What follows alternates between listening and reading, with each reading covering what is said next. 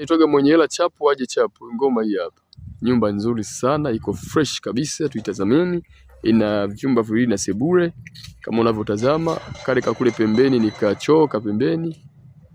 Ndani kuna choo, lakini pia kuna choo hiyo nje ndio kumalizia hii hapa. Ngoja tuitazameni. Nyumba iko poa sana. Nyumba ina maji ya kisima. Pia nyumba ina umeme. Akando kachoo unaweza kufanya kanje. Nyumba eneo lake ni kubwa kama unavyotazama. Sifa ya nyumba pia ingine, eneo ni kubwa mpaka kule kwenye migomba kote, kwenye miogo huko kote. Hili ni eneo lote la nyumba, eneo mpaka kwenye mahindi huko kote eneo. Barabara zake hizi hapa, unapaki gari unaingia ndani kwako. Majirani kama unavyowacheki, majirani wa kutosha, pazuri sana. Huku ni nyuma, umeme kama unavyoona huwa hapa nyuma. Nyumba ina umeme kabisa. Jirani hapa kama unavyoona, nyumba ipo karibu na XGR ya umeme. Barabara ya SGR hiyo. Hapo mjanja sasa ni kuwa ichapu tu.